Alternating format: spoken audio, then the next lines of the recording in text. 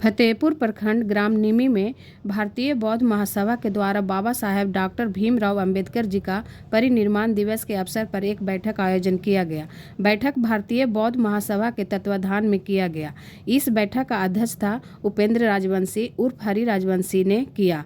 मुख्य अतिथि सुरेंद्र रजवार राजवंशी, जिला अध्यक्ष भारतीय बौद्ध महासभा गया। साथ में बच्चू शर्मा सक्रिय सदस्य भारतीय बौद्ध महासभा, जिला अध्यक्ष सुरेंद्र रजवार राजवंशी ने बाबा साहेब की जीवनी पर प्रकाश डाला और बाबा साहेब के बताए रास्ते पर चलने के लिए आए हुए कार्यकर्ताओं के साथ संकल्प लिया। गया भारतीय बौद्ध महासभा को जन जन तक पहुंचाने का संकल्प लिया। इस मौके पर गणेश राजवंशी, राम आशीष कुमार, बच्चू शर्मा, हरि जी, राहुल राजगुलशन, राज, अमित कुमार, राजकुमार, सुभाष कुमार, श्रवण कुमार, अजय, सत्येंद्र, अनुज एवं भारतीय बौद्ध महासभा के समस्त कार्यकर्ता उपस्थित हुए। लेकिन संविधान जब तक है, जब तक मैं जिंदा हूँ, इसलिए बाबा साहब के माध्यम से संविधान लिखी गई है और संविधान जब तक जिंदा है तब तक हम लोग को समझिए कि बाबा साहब मरे नहीं, आज भी जिंदा हैं।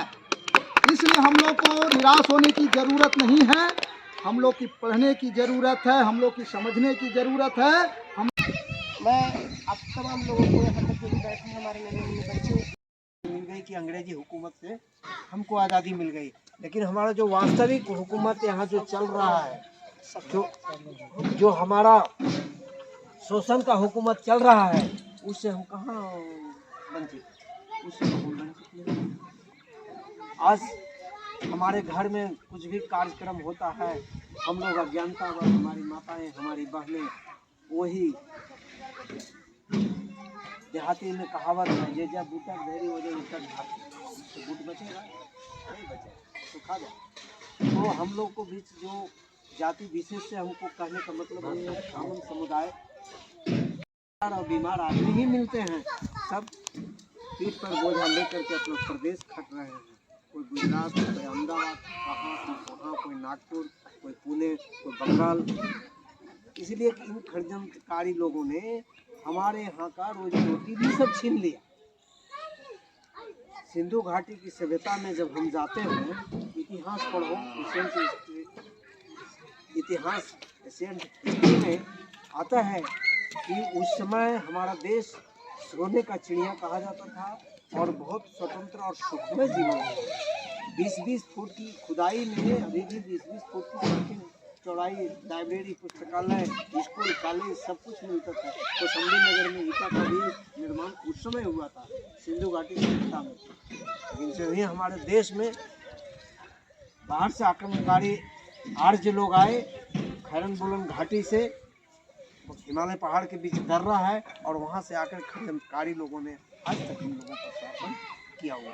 आज जो हम इस देश में कह रहे हैं आज़ादी हमको मिल गई 1947 में आज़ादी। एक माला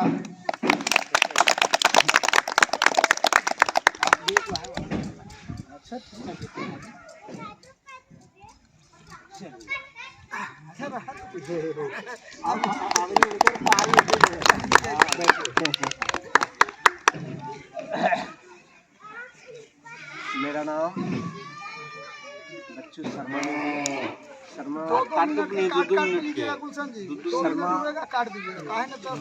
शर्मा जी से कोई भ्रमित मत हुई।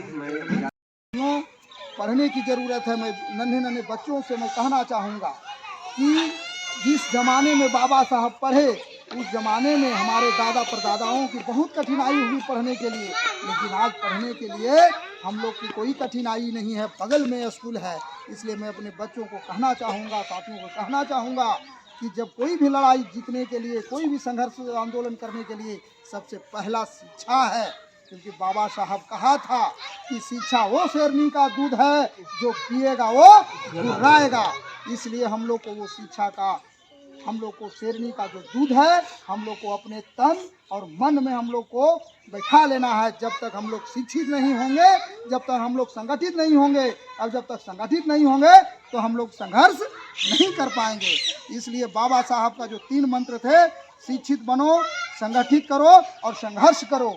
ये 3 बातें हम लोग को समझना होगा और जानना होगा, तभी हमारा समाज आगे बढ़ेगा। अन्यथा हम लोग जिस तरह से टुकड़े टुकड़े में बटे हुए हैं, हम लोग को विदेशी आकर के हम लोग को तोड़ते रहेगा और हम लोग टूटते रहेंगे। इसलिए मैं कहना चाहूँगा कि ये जो भारतीय बौद्ध महासभा है, इनके बैनर तले हम लोग को एक प्लेटफॉर्म मिला है, हम लोग को एक गठबंधन होने का, एक हम लोग का भाईचारा होने का, एक हम लोग को एकता होने का। और हम लोग को जो कहते थे ज्योतिबा फुले साहब कि हम लोग को सत्यशोधक समाज बनना है, तो ये हम लोग को बहुत अच्छी ये बैनर है और इस पर हम लोग सत्यशोधक समाज बन सकते हैं। सभी जात का जितने भी हम लोग 7,743 जातियों में जो हम लोग को अमीरों ने बांटा है, ब्राह्मणों ने बांटा है, आपका मनुवादियों ने बांटा है, उसका हम लोग का सही प्लेटफॉर्म है जो कि है सत्यशोधक समाज। हम लोग एक जगह बैठ करके हम लोग सत्यशोधक समाज का निर्माण कर सकते हैं।